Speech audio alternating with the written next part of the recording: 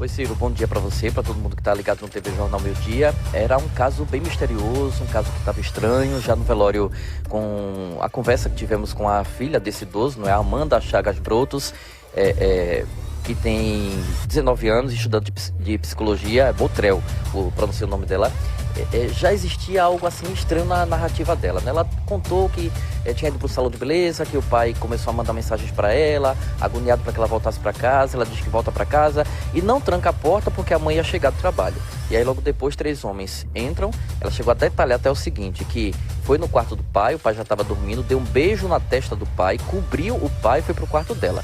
E aí nessa hora ela diz que já no quarto dela é surpreendida por criminosos que obrigam que ela fique trancada no quarto, e aí eles vão no quarto do pai para cometer o crime, a execução. Foram disparos no rosto dela principalmente, e aí ela depois disso pede ajuda, a polícia é acionada, e, enfim, contou essa versão.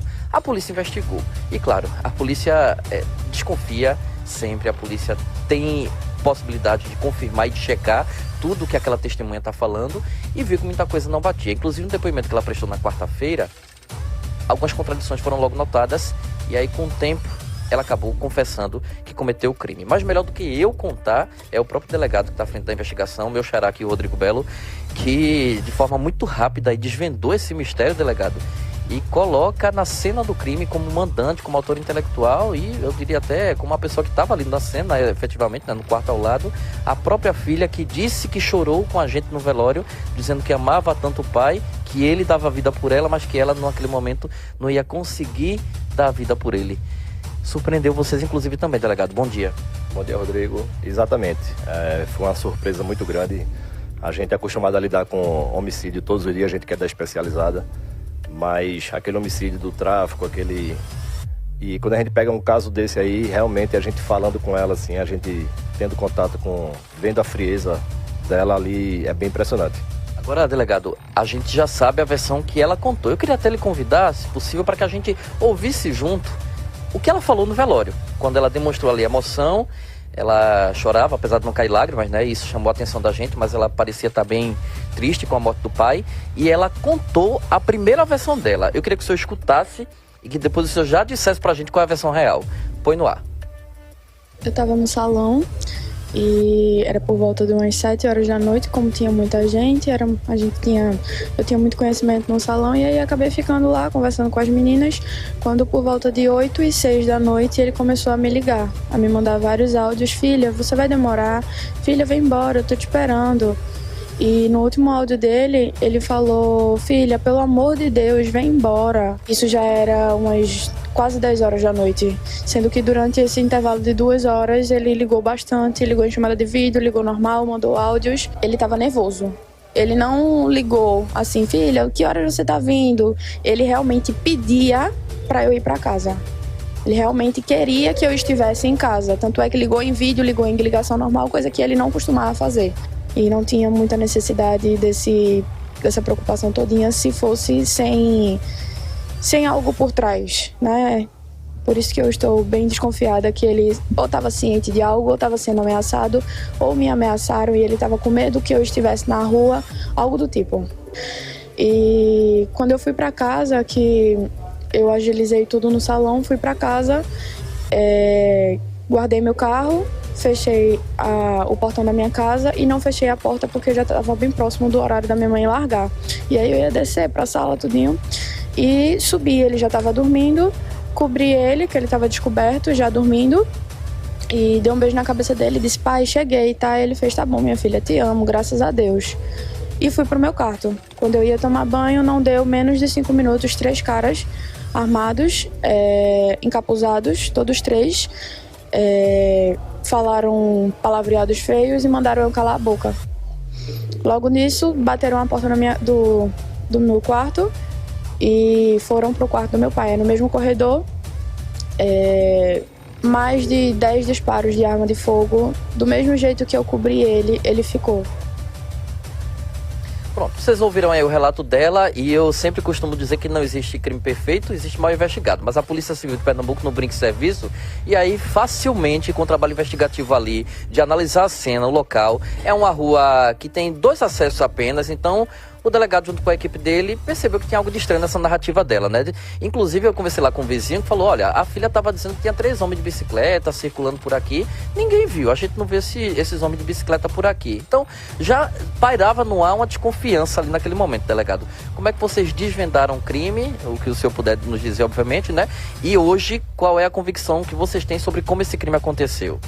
Então, a única verdade que ela contou, podemos dizer assim, é que realmente o pai dela estava preocupado, querendo que ela voltasse para casa. Mas não era nada de estranho, era apenas uma preocupação, porque a filha estava à noite na rua. Ela tinha sofrido um acidente praticamente uma semana antes, no carro dele. Tinha se machucado bastante, ela estava até machucada ainda. E a preocupação dele não era outra, era essa. Venha para casa, porque ele queria esperar ela chegar para dormir. Não tinha nada de desconfiança, ameaça, não. Era uma situação porque a filha dela, a mulher, estava na noite de 11 horas, estava na rua às 11 horas da noite e ele queria que ela voltasse para casa. Essa era a preocupação dele, por isso a explicação daqueles áudios ali. Ela quis usar isso aí como, ele estava sendo ameaçado, alguma coisa estranha, mas a gente já viu que não tinha nada a ver com isso. Se você conseguir, porque vocês não tiveram acesso, mas a gente que ouviu os outros áudios, a gente via que o contexto daquela conversa era apenas a preocupação dela estar na rua à noite. Ou seja, pra gente, pra imprensa, ela quis passar alguns áudios que demonstrassem que o pai estava aflito, como se estivesse talvez até sendo ameaçado. Mas você, na investigação, descobriram que não era isso, que era aquela preocupação do pai para a filha, que tinha dito que ia para um salão de beleza, volta rápido para casa, né? Agora, já depois da investigação e depois da confissão dela, o que aconteceu efetivamente? Existiram esses 3 homens de bicicleta rondando ali a área, a casa dela, até invadir a casa no descuido, né, que ela deu de deixar o portão aberto para a mãe chegar depois que largasse o trabalho? Então, ela usou isso aí e tentou usar a favor dela. Ela tem a casa onde aconteceu o fato, vizinho tem um prédio, um flat, que o pai dela deu um flat a ela lá, inclusive. E ela tem acesso às câmeras de segurança, todo o proprietário tem acesso às câmeras. Então ela já tinha acesso às câmeras, ela deu uma olhada e realmente aparece 3 pessoas de bicicleta. Ela tentou botar o foco para esses caras, mas os caras, eu tenho acesso, eu tenho as imagens todas. Esses caras, essas 3 pessoas de bicicleta estão calmamente na rua. Um é um morador de uma casa próxima. Então eles conversam ali e eles chegam e vão embora, aparece chegando e saindo antes de tudo acontecer. Então assim, por volta das 9h30, 10 horas, não lembro exatamente o horário do fato, porque foi muita imagem que a gente teve acesso. Mas essas pessoas 100% descartadas porque eles chegam e saem antes do fato acontecer. No momento em que o fato acontece, que é quando ela chega com o carro, naquele momento ninguém chega nem sai da casa. Ou seja, muito provavelmente ela levou os bandidos no carro que o pai deu para ela, para casa. Provavelmente não. Ela, no final, quando ela viu que não tinha mais o que fazer, a gente, quando começa a questionar umas contradições, e aí ela começa a ficar nervosa e ao final ela confirmou que foi buscar essas, segundo ela, 3 pessoas. A gente não dá para acreditar na versão dela 100%. A gente sabe que tem outras pessoas envolvidas. Estamos levantando ainda quem são essas pessoas de fato, quantas são. Mas o que aconteceu, o que a gente sabe é que ela saiu do salão, tinha dito que foi para casa. O salão é muito próximo da casa. O tempo não bate quando a gente vai ver aí, o tempo que ela saiu do salão com a imagem dela chegando em casa, não bate com o percurso. Ela levaria ali 5, 10 minutos no máximo. Então assim, ela passou mais de 1 hora para chegar em casa. Era justamente ela nessa situação de ir buscar essas pessoas no lugar que ela disse que tinha pego. Agora, delegado, eu queria começar a falar com o senhor sobre a relação pai e filha. Por quê? Ela, no velório, falou pra gente mais de uma vez que era apaixonada pelo pai, que o pai faria tudo por ela, que a gente via que ela tinha uma vida boa, tranquila, né? Estudando psicologia, tinha ganhado um carro do pai, tinha um duplex no nome dela, que o pai já tinha colocado, ou seja, não era um pai ruim, mesmo que fosse, não justificaria, não é isso que eu tô querendo dizer. O que eu tô querendo dizer é que a gente não consegue compreender por que querer tirar a vida do pai. Inclusive, ela disse pra gente que o pai ia pra festa com ela, que nem conhecia o artista, mas ia só pra agradá-la. Teve o aniversário do pai, tem algumas semanas que ela filmou o pai, a gente tem essa imagem aí, o pai dançando e ela brincando ali, meu dançarino, meu pai, meu amor, amor da minha vida. E a gente também tem a recíproca. O pai muito apaixonado por ela. Por isso eu vou pedir pro meu diretor, Denis Cavalcante, colocar aí um trechinho do áudio novo que a gente recebeu, que mostra o pai demonstrando esse afeto, esse carinho que tinha por ela, para que vocês entendam como era essa relação e o delegado possa confirmar pra gente se de fato é uma relação aparentemente tranquila, saudável. Põe no ar. Linda, linda, linda, linda, linda, linda, linda, linda, linda, linda. Deus te abençoe, meu amor. Saudade, pai. Beijo. O pai vai estar tanto abraço, tanto beijo, tanto beijo, tanto beijo, tanto beijo. Linda, linda, linda, vai levar tanto abraço, tanto beijo, né? Sempre essas demonstrações de amor, de carinho, de fato era isso. E aí eu lhe pergunto mais, a família dela, a mãe dela, né, que não estava na casa na cena do crime, o pessoal se surpreendeu com essa decisão dela de matar o pai? Eu lhe pergunto porque no velório, delegado, era impressionante como estava todo mundo muito preocupado com ela, como se ela fosse a pessoa mais enlutada dali, mais até do que a mãe dela, mais até do que outros parentes mais próximos do pai, todo mundo muito preocupado com ela, e ela demonstrava ali, ainda tá arrasada e tal. Eu imagino que a própria família tenha ficado surpresa também ao descobrir que a filha, que amava o pai, que tinha esse tipo de carinho recíproco, tenha matado o pai. Sim, a mãe ficou bastante surpresa quando a gente chamou ela para informar que a filha tinha confessado o crime, que tinha acontecido daquela forma que de fato aconteceu. A mãe caiu em prantos lá, ficou desesperada. Perfil dela. E aí eu vou pedir pro meu diretor já preparar aí outro trecho da entrevista que ela nos concedeu ainda no velório, falando sobre essa relação filho-pai. Filha-pai. Ela estudando psicologia. Há quem diga, depois de ter a notícia, de que ela parece mais uma psicopata do que uma estudante de psicologia.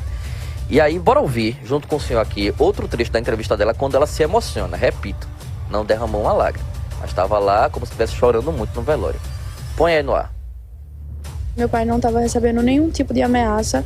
Eu nunca dei brecha para ele esconder nada de mim. Eu exigia que o celular dele não tivesse senha e que ele não escondesse nada de mim. Então a vida dele era muito aberta para mim, e eu não tenho 1% de dizer a vocês que eu desconfio de algo, que eu tenho algo a dizer que de suspeita que possa ter sido algo, porque realmente não tem.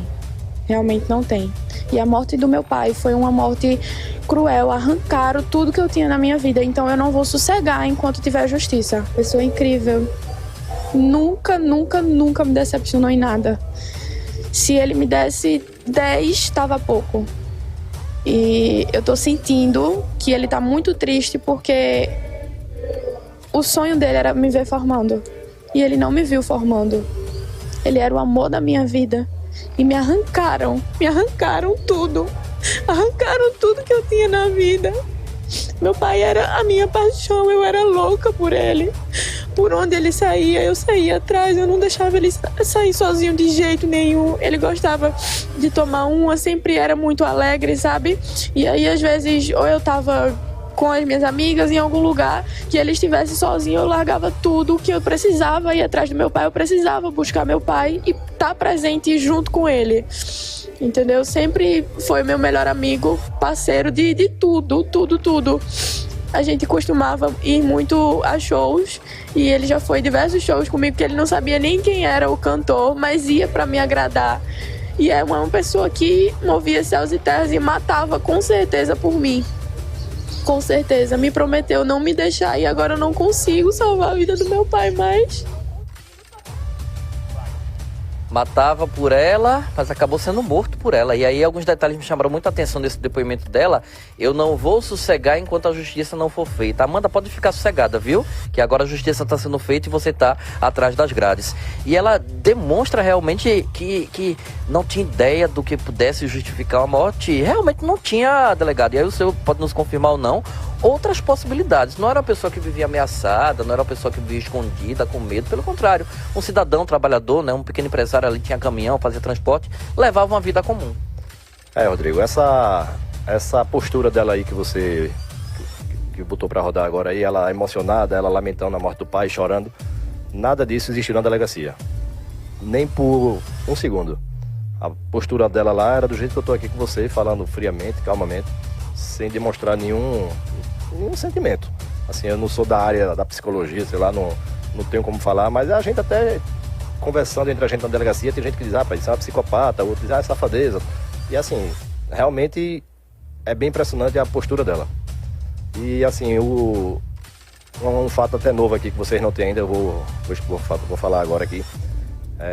Quando eu fui na casa dela, meu primeiro contato que eu tentei ter com ela foi na quarta-feira pela manhã. Eu cheguei na casa, a casa não tinha ninguém. E entrei em contato, consegui contato com a mãe dela. A mãe estava num apartamento próximo, veio até a casa, conversou comigo. E eu perguntei, cadê a Amanda? Ela disse, Amanda foi para a igreja resolver as coisas da missa do 7º dia. Aí eu entrei na casa com a mãe me mostrou, me contou o que a Amanda tinha contado a ela, o passo a passo. Ali a gente já viu algumas coisas estranhas. E como, entre aspas, a Amanda estava na igreja resolvendo as missas do 7º dia, eu disse, era 10 horas da manhã, eu disse, às 2 horas da tarde eu preciso que vocês vão para a delegacia, intimei as duas para ir. Elas foram às 2 horas da tarde. E aí começou o primeiro depoimento da Amanda. Deixei ela falar tudo que ela queria falar, ela contou 100% a mesma história que contou lá no velório, que cobriu o pai, deu um beijo na cabeça e que o pai estava mandando mensagem para ela perrada. Aquilo, o mesmo cenário, a mesma historinha ela contou no primeiro depoimento dela, durou praticamente 1 hora ela contando a história dela. Bem decorada. 100%, ela não tirava uma vírgula do lugar, do jeito que ela contou a vocês lá, ela contou na delegacia. Mas aí ela não sabia que a gente já tinha aquela questão das câmeras, dos horários que não batiam, o percurso do salão de beleza até a casa dela, que duraria ali 5, 10 minutos e ela passou 1 hora para chegar, e várias outras coisas. E quando a gente começou a apertar, a gente viu que ela ficou nervosa, começou a ficar nervosa, aí foi a primeira vez que ela demonstrou um certo nervosismo. E nesse momento a gente conseguiu uma informação que foi a gota d'água ali para fechar, para ela confessar. A gente descobriu que ela não tinha ido à igreja.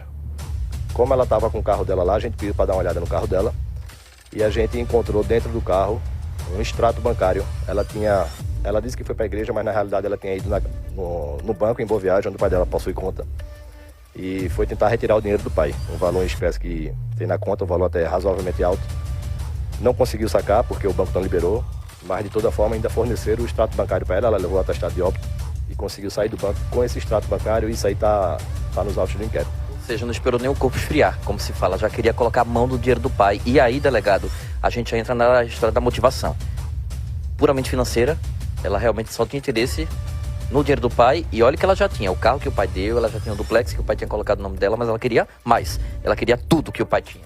Não tinha outra motivação não, foi 100% a questão financeira mesmo. O pai desconfiou dela, delegado, porque veja, a gente vai colocar no ar agora os áudios que ele manda pra ela quando ela tava no salão. E assim, a gente percebe assim no tom de voz dele, talvez uma aflição, sabe? Venha logo pra casa, venha logo. Aí eu confesso que eu pensei, será que ele não estava desconfiando, cismando dela e queria que ela, sei lá, chegasse em casa para logo ter uma conversa, um esclarecimento com ela de qualquer situação, e talvez isso pudesse ter colocado, né, a morte para acontecer ali? Coloca no ar esse trechinho dos áudios dele para ela. Vem embora, tô te esperando, tô com o pescoço doido pra subir, pra dormir. Vem embora. Já tá vindo aí, minha filha? Vem embora logo que eu tô te esperando. Vem embora logo, pelo amor de Deus. Vem embora, tô te esperando. Tô com o pescoço doido pra subir, pra dormir. Vem embora. Já tá vindo aí, minha filha? Vem embora logo que eu tô te esperando. Vem embora logo, pelo amor de Deus. Vários áudios aí sequenciados na conversa de WhatsApp. Ela me mostrou lá no velório essas conversas ali, né? Mandou pra mim um áudio. E a gente vê assim, ele é agoniado pra ela voltar pra casa. Mas o senhor realmente acredita que aquela preocupação de um pai que ama sua filha e que pela hora queria logo que a filha chegasse em casa? Porque como eu falei, você tendo acesso a esses 3 ou 4 áudios que ela mandou, a impressão que tem é essa. Ele estava aperreado, estava preocupado com alguma coisa. Mas assim, como ela estava na posição de inocente ali na delegacia e queria contribuir com a investigação, ela mesmo fornecia acesso às conversas do celular dela. E quando a gente vê o contexto das mensagens, a gente via que não era preocupação em relação a nada relacionado ao homicídio. Era preocupação porque ela tinha sofrido um acidente no carro antes. Já teve uma situação também, esse carro que ela se acidentou, o senhor, ele possuía uma arma. A arma ficava embaixo desse banco, ele é caminhoneiro, ele costumava andar com essa arma para se proteger. A arma estava embaixo desse banco, ela pegou o carro escondido, quando ele não estava em casa, saiu e se acidentou. Quando ele soube do carro, ele ficou aperreado e esse revólver sumiu. Ninguém sabe ao certo se sumiu, se ela deu fim ao revólver, ela fala que não viu essa arma hora nenhuma. E juntou essa preocupação do sumiço do revólver, que tinha sido uma semana antes, com o acidente do carro, com ela estar na rua à noite. E no contexto geral, quem vê, percebe, fica claro que a preocupação dele é em relação a isso. Eu já vou adiantar para você, gente, que aqui na coletiva a polícia está com muita prudência para não antecipar, colocar a carroça na frente dos bois, né? Como se fala, né? Então, assim, tem situações da investigação que estão em andamento, que ainda não estão consolidadas e fechadas, e claro que a polícia não vai entregar o ouro aqui, né? Vai dizer o que sabe ou o que não sabe ainda. Mas eu queria fazer uma pergunta ao delegado, se já sabe quando ela começou a planejar a morte do pai. Foi algo de agora? Era algo de muito tempo atrás? E de fato houve esse planejamento, né? Porque veja, para poder contratar gente, pegar gente, levar gente para casa, montar uma história, não foi algo que ela pensou assim, tô saindo do salão, vou ali matar meu pai, né? Isso é uma questão, assim, a resposta dela é que de 2 meses para cá foi quando começou a surgir essa ideia. Mas, como você falou, eu não vou poder entrar em detalhes daqui para frente. Existe, como todo mundo sabe, logicamente, outras pessoas envolvidas. e o inquérito está na fase inicial, faz praticamente uma semana do crime, e a gente vai dar prosseguimento. Eu não vou entrar aqui nesse detalhe dessas outras pessoas e tal, porque até então a gente está investigando e quanto menos a gente puder falar aqui, pode atrapalhar na investigação. Vamos falar do que a gente pode, do que já está posto aí, que é a imagem dela. Ela no velório, delegado, ali, com aquele semblante de menina sofrida, de órfã de pai, sendo abraçada pelas pessoas, gente, que estavam ali com piedade dela, sem saber que ela que tinha matado o pai, não é? Demonstra toda essa fragilidade. Eu queria que o senhor falasse um pouco sobre ela na delegacia. Quando ela confessou o crime, depois que viu que não tinha mais o que fazer, e aí é realmente uma confissão de tudo, ela abre e escancara o jogo, e quando ela recebeu o mandado de prisão, delegado, como é que foi? Do mesmo jeito, sempre fria. Não demonstrou... Não fala arrependimento. Arrependimento ela fala que estava arrependida, mas fala em palavras. Em gesto ela não demonstra. Ela não se apavora, ela não cai no choro, ela não tem nenhum tipo de reação dessa forma. É só fria, balança a cabeça ali, e realmente uma figura assim bem... parece um monstro. Me chamou a atenção, a gente recebeu informações de que logo depois que a mãe dela, né, recebeu a notícia, a confirmação de que a filha estava presa ali, que ela era mandante do crime, quando ela confessa tudo, a mãe chega a questionar, o delegado vai poder confirmar ou não pra gente. Mas minha filha, seu pai lhe dava tudo, seu pai fazia tudo por você, por que é que você faz um negócio desse? Eu acho que a mãe não tinha nem como acreditar naquilo realmente, delegado. Como é que foi a reação dessa mãe, da Amanda? Ela ficou bastante emocionada, bastante preocupada, caiu em prantos. Quando eu dei a notícia, eu estava em sala separada, a Amanda estava em uma sala, eu chamei a mãe primeiramente em outra sala, eu e ela só. Disse, vou ter uma notícia que eu vou lhe dar uma notícia agora, a senhora tem que se controlar e tal. Tentei acalmar ela ali, mas de fato, quando eu disse, olha, sua filha acabou de confessar a prática do crime, contou como tudo aconteceu, aí a mãe se acabou ali. Ficou desesperada. E um detalhe, gente, que não sei se vocês sabem, mas vamos relembrar, é que na narrativa da Amanda, os criminosos roubam o carro dela. O veículo preto, a gente tem imagem dele, inclusive, que foi abandonado numa BR. E aí logo me chamou muito a atenção, porque vejam, bandidos que assassinam alguém, que sabem que o crime vai ser de repercussão. O dono de uma casa enseada dos Corais, área nobre, do Cabo. Então, se imagina que eles vão querer acabar com prova ali, tocar fogo em carro, acabar com tudo. Mas deixaram o carro intacto, que foi devolvido à Amanda como se nada tivesse acontecido. Ou seja, ela não queria perder nada, dinheiro, nem mesmo o carro. Foi, e ela fala isso. Quando a gente fala sobre o carro, ela diz que parte do plano era que eles não tocassem fogo no carro. Que era o carro... Engraçado que ela fala assim, meu Deus, é o primeiro carro que meu pai me deu.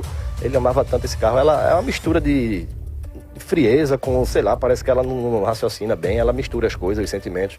Porque ao mesmo tempo que ela planejou tudo, ela se emociona, ela mente, né? Ao se emocionar que é o primeiro carro que o pai deu a ela e que existia um sentimento e que por isso ele não podia tocar fogo no carro. É uma história triste demais, gente. É terrível demais a gente imaginar a capacidade humana. A gente fica realmente chocado. Delegado, parabéns ao senhor, sua equipe inteira lá da Divisão de Homicídios do Cabo de Santo Agostinho, né, que tem trabalho, a gente sabe que de monte, mas que rapidamente conseguiu elucidar esse caso aí. Teve muita repercussão, Ciro, que agora a justiça vai ser feita. Então, finalizo dizendo, Amanda, se sua preocupação era não vou cegar enquanto a justiça não for feita, agora a justiça está sendo feita, não é isso, Ciro? É verdade.